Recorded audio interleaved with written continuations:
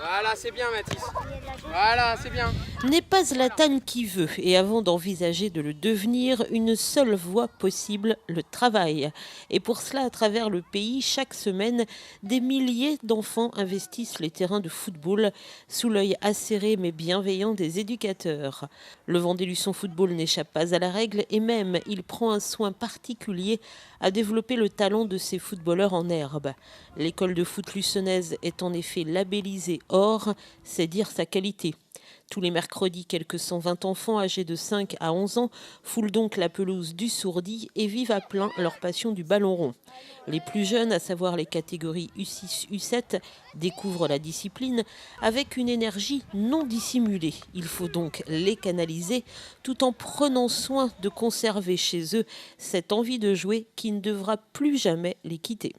C'est vrai qu'à cet âge-là, en fin de compte, on leur apprend surtout donc, à faire des passes, essayer de manier le ballon le mieux possible, s'appliquer sur la frappe de but. On essaye de leur inculquer vraiment les bases en fin de compte du football, tout en mettant en place des jeux très ludiques pour qu'ils prennent beaucoup de plaisir tous ensemble. Le but, c'est...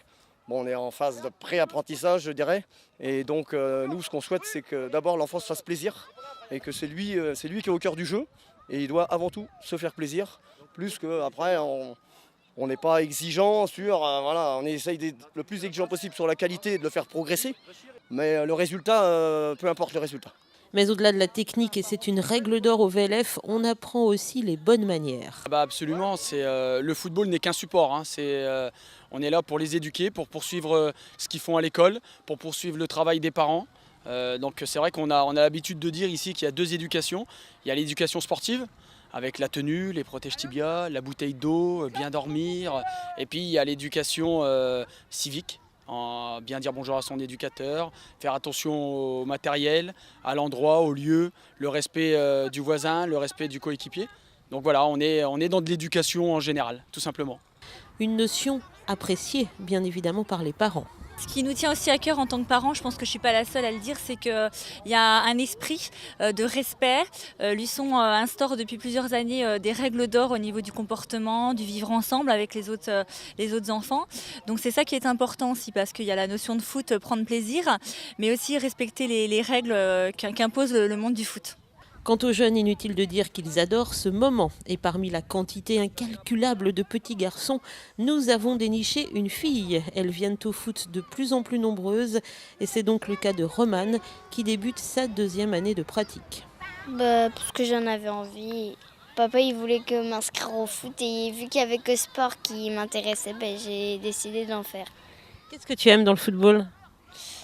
Être attaquante. Aller foutre des buts, quoi.